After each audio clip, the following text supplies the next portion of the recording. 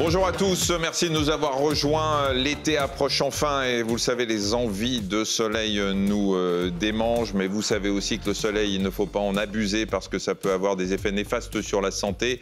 Et pour en parler, je suis avec Audrey, autrement dit Audrey, dermatologue. Bonjour. Bonjour Michel. Audrey, et aujourd'hui on va parler de protection. Effectivement, aujourd'hui on va parler des meilleures façons de prévenir les cancers de la peau, en particulier par la protection solaire. Et bien sûr, ces recommandations sont valables à tous les âges. Deux invités aujourd'hui, deux candidats qui vont jouer avec nous. Isabelle, bonjour. Bonjour.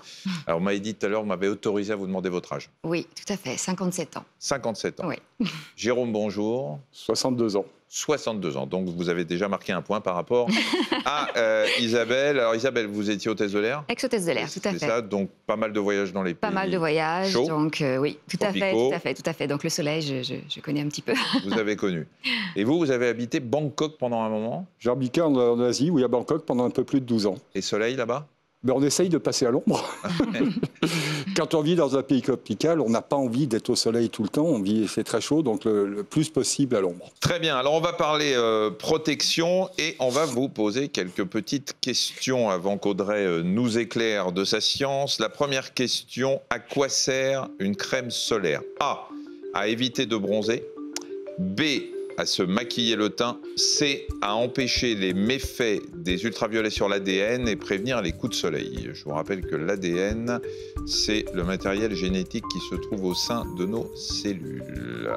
Vous avez 10 secondes pour réfléchir à cette question qui est plutôt facile, mais c'est la première, vous verrez tout à l'heure. Isabelle? Voilà, c'est.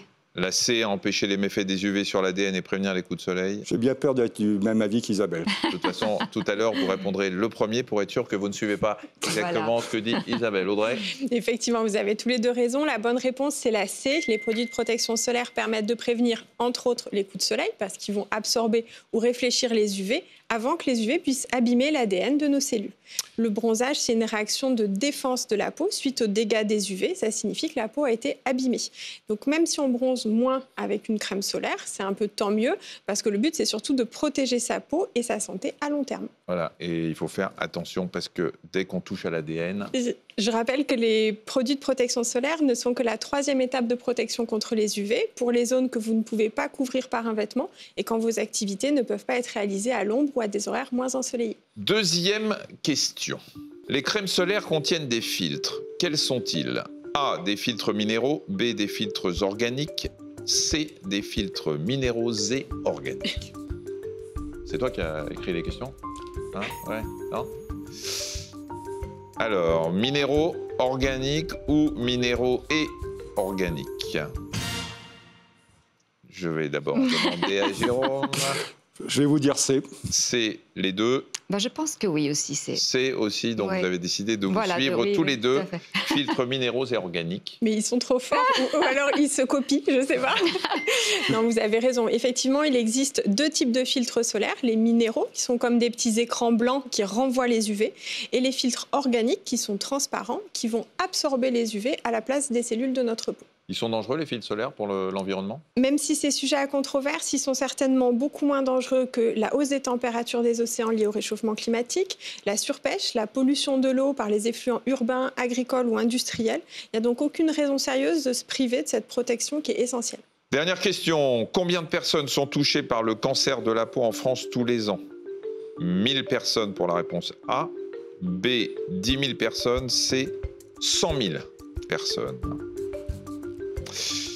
Les cancers de la peau qui sont liés justement à cette atteinte du matériel génétique, notamment par les ultraviolets. Isabelle? Moi, je dirais la C. Là, c'est plus de 100 000 personnes. Ça me paraît. Si vous voulez que je vous fasse plaisir, je vais dire la B pour pas être tout le temps du même Eh acteur. bien, ça me fait plaisir parce que figurez-vous que vous avez tort. Voilà. Donc, c'est bien Isabelle qui a gagné. Bravo, bravo Isabelle. Oui, la bonne réponse, c'est 100 000 personnes par an. Les cancers de la peau sont très fréquents, en particulier après 50 ans, même s'ils peuvent concerner des patients dès l'âge de 20 ans. La bonne nouvelle, entre guillemets, c'est que le principal facteur de risque de cancer de la peau, c'est l'exposition aux UV. Et ça, c'est quelque chose dont on peut se protéger consciemment par nos vêtements, par notre comportement, par des produits de protection. C'est sympa parce que je suis sûr qu'il avait la réponse. Hein, vous l'aviez, Jérôme. Bah oui. Hein, vous aviez la réponse. Sur 66 millions, c'est à peu près ça, ouais.